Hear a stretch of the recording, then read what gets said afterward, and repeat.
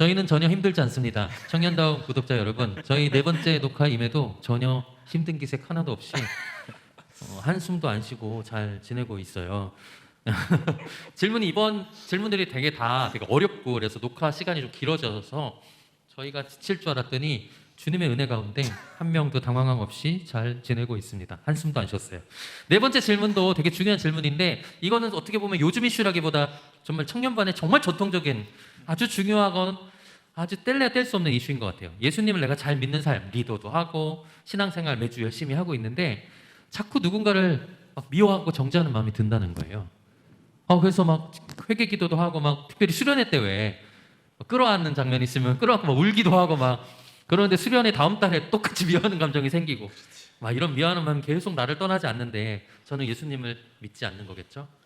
예수님 믿지 않으면 지옥 간다고 했는데 저는 지옥에 가야 되나요? 이런 질문을 하는 청년이 있었어요. 여러분 명쾌하게 내가 답을 좀 내려주겠다. 이 정죄 이거. 자, 우리 네 분 오늘만에 거수 한번 해볼까요? 나는 목사가 되고 누군가를 정죄한 적은 단 한 번도 없다. 없으면 손, 있으면 내리겠습니다.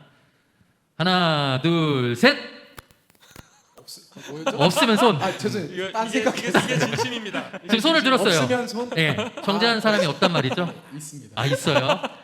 어떻게 목사가 지하까지 떨어뜨리고 싶은 마음. 목사가 지금 정죄하면 안 되는 거 아닙니까? 매일매일. 지금, 그러면 이번 달 이번 달도 있는 것 같아요. 네, 1일 1정제 하는 거 아니에요? 1인 1정제입니까 지금? 그럼 이거 질문 필요 없네요 이거. 네, 그러면 여기까지 그러면 녹화하도록 하겠습니다. 죄송합니다. 네, 이거 저희가 대답할 수 있는 문제가 아닌 것 해결할 같은데. 능력이 없네요. 뭐라고 답변할 수가 없어요. 이런 청년이 찾아오면 어떻게 하실 거예요? 우리도 지금 정죄하고 있네요, 근데. 저는 그렇죠. 같이 욕해 줍니다. 어디 같은 교회 청년인데요. 같은 게 같은 교회 청년을 청년인데요. 욕하는 게 아니고 아, 너 왜 정죄하니라고 욕한다고요? 아니야. 그 대상을. 그럼요. 아니 저는 충분히 정죄할 수 있다. 누군가를 미워할 수 있다. 예, 이런 일이 그럼 생길 수 있다는 거네요, 그럼요. 평소에. 생길 왜요? 수 있죠. 아니 안 그러세요? 다들 어. 어디 하늘나라에 살고 계시는지. 아니 뭐 예수 믿어도 네. 이 땅에 발을 붙이고 살고 있는 한 조금 떠 있지 않나요? 조금 떠 있나요? 네. 네. 하여튼 뭐 미워할 만한 상황들이 자꾸 생기는 거죠. 네.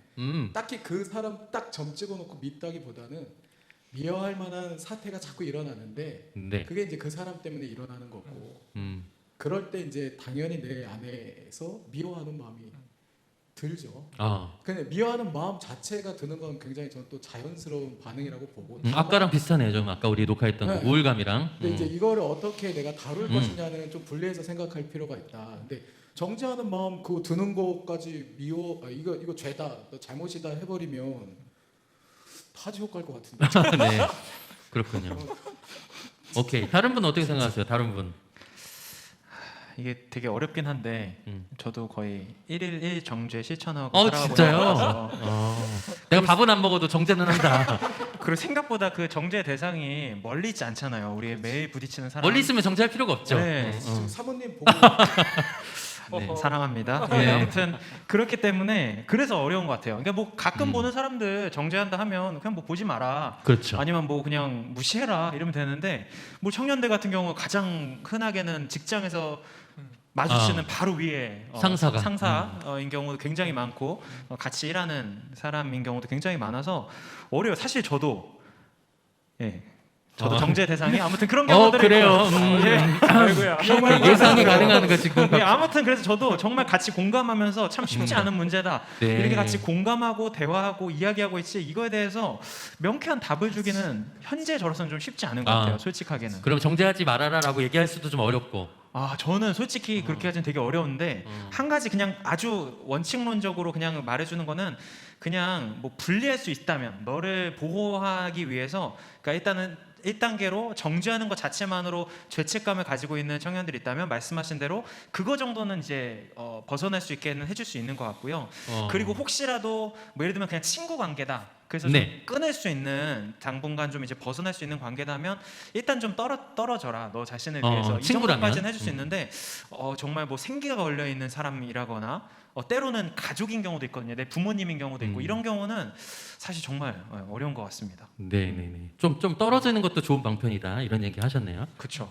저는 만약에 그게 부모님인 경우는 본인의 상황이 된다고 하면 독립이라도 그럼 독립해라 차라리 어. 이런 조언도 좀 해주는 부모님과의 편입니다. 관계 속에서 이런 게 되게 많죠. 네, 네. 네, 좋은 팁이네요.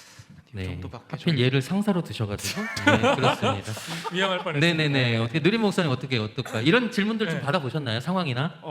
많이 봤죠. 그쵸. 많이 봤고 특히 뭐 멀리 갈 거 없으면 교회 내에서 가까운 지체들끼리 일어나는 문제이기 때문에 이제 심각해지는 경우가 많고 특별히 아주 뭐 중책 리더를 맡고 있고 오래 교회 생활을 하는데 또 오랫동안 봐온 사이에서 서로 정죄함이 있을 때 이게 뭐 가장 어떻게 보면 난감하고 제일 무거운 주제죠. 네. 어떻게 그러면 여기까지입니다. 네. 현상 파악까지. 네, 알겠습니다. 감사합니다. 좋아요. 충분히 전달이 됐습니다. 네네. 잘 전달됐네요. 아까 질문에 있었던 내용 같은데. 질문을 다시 읽어주세요. 네. 질문에 답이 있잖아요. 아 그렇습니까? 네네. 은젤리 목사님 어떻게? 상당히 질문을 많이 던져주셨네요. 논문을 하나 발표해 오셨어요. 논문을 가지고 빽빽한데. 네. 참 어려운 문제입니다. 예. 근데 이제 정죄라고 할 때 이게 이제 일방적인 정죄와 또 이제 비판과 비난은 또 구분할 필요가 있는 그렇죠, 것 같아요. 그렇죠. 이제 같이 생활함에 있어서 저 사람이 정말 명백한 잘못을 하고 있고 그것으로 다른 사람에게 피해를 줄 때는 그것에 대해서 비판적으로 바라보는 그것은 되게 필요한 부분이라고 생각하고요. 주로 교회에서 정죄라고 할 때는 주로 그런 게 많은 것 같아요. 개인 신앙 영역에서 왜 저 사람은 저렇게 안 해? 이런 부분을 우리가 정죄라고 많이 하지 않나 싶기도 합니다. 그렇죠. 이런 청년들의 장점은 그만큼 신앙의 열정이 많은 것이라고 생각하고요. 그런 부분들은 한편으로는 긍정적으로 봐줄 수도 있을 것 같아요. 사실 막 그런 투정을 저한테 하는 청년들이 있으면 한편으로는 기특하더라고요. 저 모습이 잘 다듬어지면 신앙에 열심히 있으면서도 결국 하나님이 저 청년을 빚어가시면 다른 사람을 포용하는 넓은 사람으로 자라나지 않을까 그런 네. 기대도 많이 하게 되고요. 그런 정죄하는 마음들을 잘 극복하고 이겨내는 방법은 사실 이 질문 안에도 있지만 이런 거에 문제의식을 가지는 것 자체가 저는 이미 하나님을 의식하고 더 좋아지려는 마음가짐이라고 생각하고요. 정죄에 대해서 저는 탕자의 뷰 많이 생각을 하는데 그 탕자의 뷰에서 큰아들이 이제 둘째 아들 돌아왔는데 아버지가 막 소 잡아서 밥 먹여주고 안아주고 이러니까 불평을 하잖아요. 그게 좀 정죄하는 마음이 큰아들의 마음인 것 같아요. 근데 사실은 내가 이미 아버지 집에서 은혜를 많이 받은 사람이란 사실을 인식하고 거기에 항상 감사하는 마음이 있고 스스로의 연약함과 부족함을 인식하고 있다면 그래서 매일매일이 부족한 나에게 주님이 은혜를 주신다. 감사하다. 이런 마음으로 살아간다면 다른 사람을 정죄할 틈이 안 생기지 않을까 그런 생각이 좀 들었습니다. 아멘. 부근적입니다. 네, 너무 좋은 것 같습니다. 이게 공동체 안에서 이런 이슈가 되게 많아요. 특별히 말실수. 되게 조심스러운 거죠. 사람이 기질이 다른데 내 스타일대로 말을 하면 나와 기질이 반대인 사람 무조건 상처받더라고요. 뭐 예를 들면 이런 거죠. 어떤 청년에게 제 있었던 일이에요. 너가 참 예쁘다. 되게 상처받는 거예요. 되게 소심하고 조용한 기질을 가진 사람은 이 칭찬도 상처가 되는 거예요. 나 먼저 어떻게 알고 나한테 함부로 얘기하는 거야? 왜 이쁜지, 왜 내가 좋은지 디테일하게 설명할 줄 알아야 되는데 그것도 못하고 이런 경우도 심지어 이런 좋은 칭찬조차도 누구에게 상처가 될 수 있다는 게 사람의 말인 것 같아요.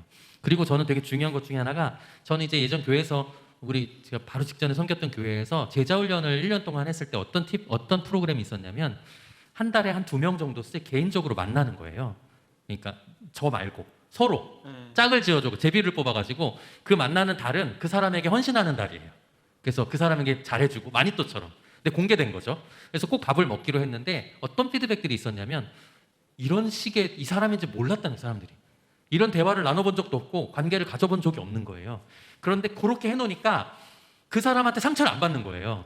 왜냐하면 그 사람에 대해서 알고 그 사람과 교제를 하고 관계를 맺으니까 그 사람에 대해 오해도 덜하게 되고 상처도 덜 받게 되는 거죠. 그러니까 되게 중요한 건 교회 공동체가 되게 친한 것 같은데 너무 안 친하다는 걸 제가 이제 그거를 보고 알게 됐어요. 너무 안 친하니까 친하다고 생각했지만 너무 안 친하니까 오해가 생길 수 있겠구나. 그리고 서로 상대방에게 굉장히 잘못된 행동을 할 수 있겠구나 하는 생각이 좀 들었거든요. 저는 그런 것들도 있기 때문에 공동체가 좀 이런 훈련들을 좀 서로를 알아가는 촛불 데이트 뭐 이런 거 있잖아요. 무슨 핫팩 데이트. 너무 90년대 아니 그럼 필요하지 않나요? 네. 드라마에서 봤던 것 같아요. 뭐 그런 거 하면 서로 너무 좋지 않을까요? 제가 70년대 생이라서 하는 건 아니고요. 네, 그런 어떻게 하면 이런 좀 팁 좀 주세요, 여러분도 혹시 어떻게 하면 좀 내가 정죄하는 삶에서 좀 정죄를 받는 삶에서 또는 해결될 수 있을까? 그냥 정죄할까요? 그러니까 그런 것 같아요. 그러니까 그리스도인의 삶에서 사실 정죄하지 말아야죠. 예수님도 그러라고 하셨나요? 그런 말씀하셨잖아요. 언제- 내가 너를 언- 정죄하지 아. 않으니. 그러니까 예수님도 우리를 판단하지 않으시겠다고 얘기하셨으니 너희도 누군가에 대해서 함부로 정죄하거나. 그러니까 그 정죄라는 표현이 아까 뭐 이렇게 비난, 비판과 이렇게 구분해 볼 필요가 있다 얘기하셨는데, 그러니까 그 존재에 대해서 최종 결론을 딱 내려버리는 거, 내가 최종 심판을 내려버리는 거, 이제 그거 이제 예수님 하지 말라 하셨지만 저는 이제 그게 우리가 이제 꿈꾸고 가야 할 이상향으로 두고, 네, 그거를 가는 과정은 사실 누군가는 굉장히 길 수도 있고 누군가는 그게 의외로 또 쉬울 수도 있다고 생각을 해요. 아. 그래서 다 사람마다 기질과 성향과 또 그 사람을 정죄하게 된 이유의 그 어떤 깊이 이런 게 다를 수 있기 때문에 말 한마디 그냥 해가지고 쟤 왜 저래 흥치 뽕 이랬다가 야 사실 그게 아니야 하고 금방 풀릴 수도 있는데, 뭐 엄청난 뭐 말 못할 사정으로 인해서 미워하는 감정이 생기는 사람들도 있으니까. 그래서 저는 이상향으로 두되 아까 말한 것처럼 그 사람의 그 한 명 한 명의 이야기를 소중히 좀 들을 수 있어야 되고, 그냥 정답이 이거니까 이렇게 가자 뭐 돌격 뭐 용서 화해 사랑으로 돌격 이렇게 지르기보다는 한 명 한 명의 그 상황과 사건과 사람의 맞춤으로 우리가 좀 이렇게 개별적으로 봐야 되지 않을까. 그래서 굉장히 예민하고 섬세하게 공동체 안에서 다뤄야 될 주제일 것 같다라는 생각이 들어요. 네, 좋습니다. 저도 용서하겠습니다. 정죄를 좀 멈추세요. 저도 지금 누군가 저번 달에 우리 용서에 대해서 우리가 한번 했었잖아요. 비슷하게 연결되는 것 같은데 맞아요. 하셨어요 결국? 저는 그러니까 매일 용서합니다. 매일 정죄하고 자신을 아는 누구. 저도 용서하고요. 아, 네네네. 그도 용서하고요. 그도 남자인가 보네요. 교회 내 남자 누굴까요? 어쨌든 근데 가까워지고 있는 것 같긴 해요. 그 그래요. 이상향을 향해서. 그때 되게 어렵다 그러셨잖아요. 그게 되게. 어려운데 이게 계속 이렇게 하다 보니까 그래도 그 목표를 향해서 나아가다 보니까 그래서 신비인 것 같아요. 왠지 몰라. 근데 그래도 예전에 비해서 좀 더 용서가 좀 쉽고 좀 더 자유롭고 그런 경우가 있군요. 이건 제 개인 경험이어서 일반화할 수는 없겠지만 저의 경우에는 그렇다더라. 네. 저는 하는 팁이 있어요. 네, 제가 깔끔하게 내려드릴게요. 저는 이런 좀 약간 이해가 안 되는 일이 생기면 저한테 좀 함부로 하거나 그런 일이 생기면 저는 이제 그 사람의 사정을 상상합니다. 그 사람의 사정을 가짜로 상상해요. 제가 오늘 크게 싸우고 왔구나 아빠랑. 또는 회사에 어디 얘기 들은 적이 있어. 빡센 회사래. 야근을 한 3일 대파차게 하고 지금 교회에 왔구나. 그래서 저렇게 말하는 게 아닐까? 라고 상상을 하고 나면 조금 무뎌져요. 그리고 대화를 시도해봐요. 근데 실제 그런 이유가 나오면 금방 풀려요 생각보다. 예, 금방 풀리고 그 전까지는 거짓말로라도 좀 상상하는 편이에요. 그러다 보면 좀 익숙해지고. 근데 안에서 고민이 많죠. 그래서 제가 흰머리가 좀 많은가요? 그런데 아무튼 이런 팁도 저는 괜찮아서 청년들한테 소개하는 바입니다. 그러다 보면 세상 사람 일은 비슷하기 때문에 또 막 정죄했다가 그 사람이 그 상황이 아닌 게 알게 되면 되게 민망해지는 상황이 생기거든요.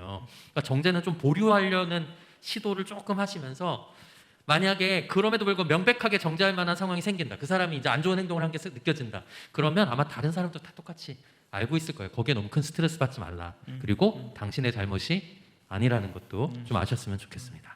근데 너 덧붙이실 분 없으면 또 빨리 끝내고 싶어서 지금 그 표정 지으신 거 아니죠? 너무 명쾌하게 네, 마무리를 잘 해주신 것 알겠습니다. 다다이큐 이번 달엔 마지막 이 질문으로 마지막을 삼았고요. 다음에 좀 더 엄선되고 예민한 질문으로 여러분 앞에 찾아뵙도록 하겠습니다. 안녕히 계세요.